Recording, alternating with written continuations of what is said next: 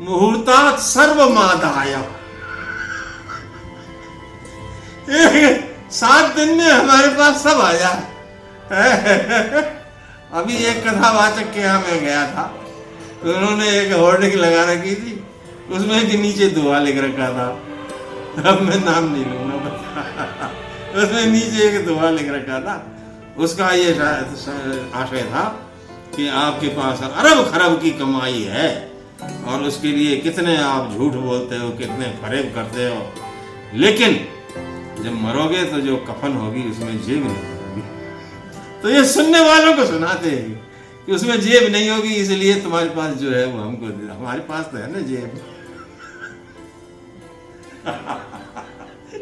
तुम्हारे पास कफन में जेब नहीं होगी, लेकिन हमारे पास जेब है, ला हमें दे दो। हमें तो ये करना है, ये करना है, ये करना है। महाराज विद्यालय खोलना है, जिसको देखो वो विद्यालय खोल रहा है। क्या है, उसके अपने खुद के बच्चे न पढ़ते हो, लेकिन विद्यालय खोल के बैठा है। 10-20 तो विद्यार्थी रख लेगा, उन विद्यार्थियों के नाम पर लोगों से पैसे लेगा, है ऐसे गौशाला खोल लेगा, गौशाला के नाम पर जमीन दूसरे लोग दे देंगे, गाय रख लेगा, गाय का दूध निकाल करके बेचेगा, मैंने जमीन दूसरे की, गैया दूसरे की, दूध बेच करके पैसा हमारा। तो ये सब क्या है, भागवत कथा होगी, लोग खूब खूब देते हैं, दान देते हैं, अच्छा कितने कपड़े देते हैं, तो वो कपड़ा जा करके बाजार में बेचे आएंगे। अरे बड़ी विचित्र कथा है। बढ़िया बढ़िया कपड़े होंगे, जाके बाजार में बेचे आएंगे, पैसा अपनी जेब में डालेंगे। हैं कहीं ब्राह्मणों का ये सब कर्मकांड चलते हैं लोगों में। विद्यार्थी रख लेंगे, विद्यार्थियों को भेज देंगे, वो कथा में ले जाएंगे। बोले देख तेरे को 50,000 रुपया मिलेगा, वो सब हम दे देंगे, हम तेरे को देंगे जो भी कुछ दे रहा हूँ, यजमान से ले लेंगे खुद। बोले ये इतने पंडित बैठे तो दक्षिणा हम दे देंगे, लाओ हमको दे, हमको दे, दक्षिणा खुद ले लेंगे। उन बेचारे ब्राह्मणों को नहीं बताएंगे कि तुम्हारे नाम से इतनी दक्षिणा मिली है, उनको खुद रहेगा, उनको 10-10, 11-11 दे देंगे, बाकी सब अपनी जेब में डाल देंगे। ऐसा बड़े बड़े कथावाचक लोग करते हैं। तो बात यह है, आजकल बड़ा विवाद चल रहा है। एक अनिरुद्धाचार्य जी हैं, कोई नवयुवक हैं, उनको लोग गुरु लिखते हैं कि ये गुरु जी हैं। वो अपने आप को आचार्य जी, उनके नाम में ही आचार्य जी जुड़ा हुआ है, अनिरुद्धाचार्य। ठीक है, हमें इससे कोई आपत्ति थोड़ी है, कोई गुरु जी हो, आचार्य जी हो, बहुत अच्छी बात है। आचार्य का लक्षण है आचिनोति अर्थम, आचार्य स्वयं उसका आचरण करे, और आचार्य स्थापयत्यपि, और दूसरों को उसके आचरण में लगाए, उसको आचार्य। अब ये आचार्य जी क्यों आचार्य हैं और क्यों गुरु हैं, भागवत की कथा कहते हैं। बिग बॉस में जाने के पीछे क्या संकल्प था, अब ये तो जो गए कहते हैं कि सनातन धर्म का प्रचार प्रसार, और सब जगह हो गया सनातन धर्म का प्रचार प्रसार, और एक बिग बॉस ही बचा है सनातन धर्म का प्रचार प्रसार करने के लिए, तो वहाँ भी करे आए। बोले सलमान खान को गीता जी भेंट कर आया। अब सलमान खान तो पूरा वर्णाश्रम, क्योंकि गीता में तो वर्णाश्रम धर्म का प्रतिपादन किया है। चातुर्वर्ण्यम मया सृष्टम गुण कर्म विभागशः तस्य कर्तारमपि माम विद्य कर्तारमव्ययम्, ये गीता कहती है। तो अब सलमान खान कौन से वर्ण में, कौन से आश्रम में आएगा, अब ये तो अनिरुद्धाचार्य जी बताएंगे। अब ये तो क्या है, तो खैर ठीक है, कहते हैं कि हम सनातन धर्म का प्रचार प्रसार कर रहे हैं, बहुत अच्छी बात है।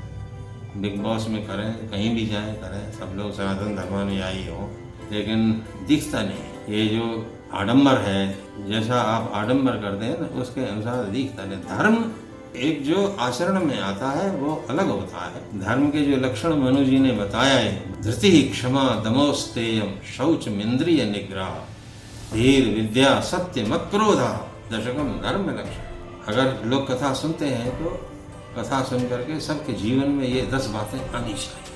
नहीं आती है तो इसका मतलब है आपने कहा ये सही है, ठीक है, आप वृद्धाश्रम चला रहे हैं, बहुत बढ़िया बात है, लेकिन आपकी कथा सुन करके वो लड़के बच्चे माता पिता को अपने घर ले आए तो हम मानेंगे कि आपकी कथा लोगों ने सुनी। ये नहीं कि घर से माता पिता रिजेक्टेड हो गए तो ला करके आपने वृद्धाश्रम बनाया, उसमें माता उसको वृद्ध माता पिता को रख रहे हैं। ये हिंदू जाति के नाम पर ये कलंक है। आप जो वृद्धाश्रम चला रहे हो ये हिंदू जाति की कलंक है। हम तो कथा की सफलता तब मानते जब कथा के श्रोता सामाजिक, ये समाज है ना, समाज प्रेशर डालता है उन पर, वो उनको उनमें ऐसी भावना भरता कि भाई हम अपने माता पिता की सेवा करेंगे, हम हमारे माता पिता यहाँ कर रहे हैं। तो अगर आपकी कथा उनमें ये भाव नहीं भर सकती है तो क्या सलमान खान में भाव भरेगी? ये नहीं भरेगी। सुखदेव जी महाराज कहते हैं, वो एक राजा का उदाहरण देते हैं, खटवांग नाम राजा, खटवांग नाम के राजा हुए। उन्होंने देवताओं का बड़ा काम किया। देवताओं ने पूछा कि वर मांगो, क्या मांगते हो? तो उन्होंने पूछा कि बताओ मेरी आयु कितनी है। तो देवताओं ने ध्यान लगाया, कहा कि राजन तुम्हारी आयु तो बहुत कम रह गई है, एक मुहूर्त रह गई, एक मुहूर्त के बाद तुम मर जाओ। उन्होंने कहा है एक मुहूर्त में मैं मर जाऊंगा? अरे मुहूर्तात् सर्वमुत्सृज्य गत्वा न भयम हरिम। वाह, एक मुहूर्त में उन्होंने सब छोड़ दिया। बोले मैंने सब छोड़ दिया। गतवान अभयम हरिम, वो भगवान को प्राप्त कर लिया। लोग कहते भगवान कैसे प्राप्त होंगे, माला से भला से, कुछ नहीं। ये मूल मंत्र है, मुहूर्तात् सर्वमुत्सृज्य। एक सेकंड में उन्होंने सब कुछ छोड़ दिया। सब कुछ छोड़ देना यही भगवत प्राप्ति का मूल मंत्र है। अब आप इसको आज कर मुहूर्तात् सर्वमादाय, 7 दिन में हमारे पास सब आ जाए। अभी एक कथावाचक के यहाँ मैं गया था, तो उन्होंने एक होर्डिंग लगा रखी थी, उसमें के नीचे दुआ लिख रखा था। अब मैं नाम नहीं लूंगा, बता, उसमें नीचे एक दुआ लिख रखा था। उसका ये आशय था कि आपके पास अरब खरब की कमाई है और उसके लिए कितने आप झूठ बोलते हो, कितने फरेब करते हो, लेकिन जब मरोगे तो जो कफन होगी उसमें जेब नहीं होगी। तो ये सुनने वालों को सुनाते हैं कि उसमें जेब नहीं होगी, इसलिए तुम्हारे पास जो है वो हमको दे। हमारे पास तो है ना जेब। तुम्हारे पास कफन में जेब नहीं होगी, लेकिन हमारे पास जेब है, ला हमें दे दो। हमें तो ये करना है, ये करना है, ये करना है। महाराज विद्यालय खोलना है, जिसको देखो वो विद्यालय खोल रहा है। क्या है, उसके अपने खुद के बच्चे न पढ़ते हो, लेकिन विद्यालय खोल के बैठा है। 10-20 विद्यार्थी रख लेगा, उन विद्यार्थियों के नाम पर लोगों से पैसे लेगा, है जैसे गौशाला खोल लेगा, गौशाला के नाम पर जमीन दूसरे लोग दे देंगे, तो गाय रख लेगा, गाय का दूध निकाल करके बेचेगा। मैंने जमीन दूसरे की, गैया दूसरे की, दूध बेच करके पैसा कमाया। तो ये सब क्या है? भागवत कथा होगी, लोग खूब चढ़ात खूब देते हैं, दान देते हैं। अच्छा, कितने कपड़े देते हैं, तो वो कपड़ा जा करके बाजार में बेचे आएंगे। अरे बड़ी विचित्र कथा है। बढ़िया बढ़िया कपड़े होंगे, उसमें जाके बाजार में बेचे आएंगे, पैसा अपनी जेब में डाल लेंगे। हैं, कहीं ब्राह्मणों का ये सब कर्मकांड चलते हैं लोगों में। विद्यार्थी रख लेंगे, विद्यार्थियों को भेज देंगे, वो कथा में ले जाएंगे। बोले देख तेरे को 50,000 रुपया मिलेगा, वो सब हम ले लेंगे, हम तेरे को देंगे जो भी कुछ देना हो, यजमान से ले लेंगे खुद। बोले ये इतने पंडित बैठे तो दक्षिणा हम दे देंगे, लाओ हमको दे, दक्षिणा खुद ले लेंगे। उन बेचारे ब्राह्मणों को नहीं बताएंगे कि तुम्हारे नाम से इतनी दक्षिणा मिली है, उनको खुद उनको 10-10 11,000 दे देंगे, बाकी सब अपनी जेब में डालेंगे।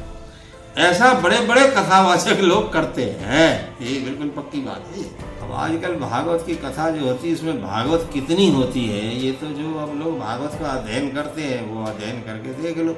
हमारे कहने से इसमें कोई कुछ होने जाने वाला नहीं। जब तक आप स्वयं भागवत का अध्ययन नहीं करेंगे, तब तक आपको इस बात का पता नहीं लग सकता है कि जो भागवत कथा के नाम से भागवत कथाएं होती हैं, उसमें भागवत कितनी है और कथा कितनी है, ये तो तभी पता पड़ेगा। किसी मिठाई में कितनी चीनी है और कितना घी है, और वो घी भी शुद्ध है कि नहीं है, ये तो आपको जब घी की पहचान हो तो आपको पता पड़ेगा कि उसमें कितना घी है, कितनी शक्कर है, कितना खोआ है, कितना आटा है और क्या है।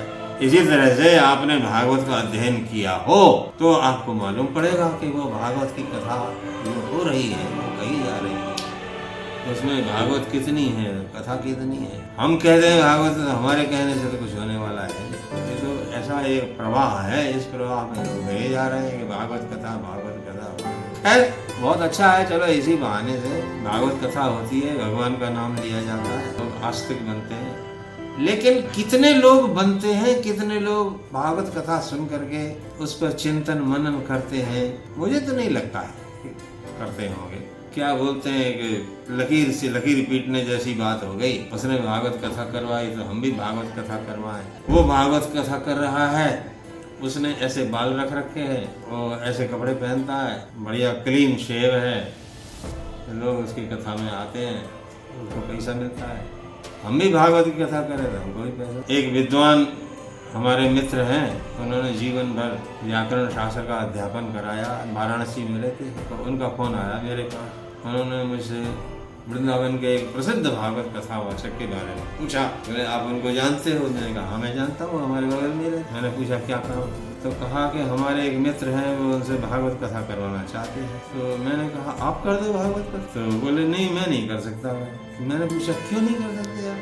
आप विद्वान हो, आप सारा जीवन आपने संस्कृत का अध्यापन कराया है, आचार्य पर्यंत विद्यार्थियों को पढ़ाया है, भागवत में और क्या है, संस्कृत में तो लिखा है।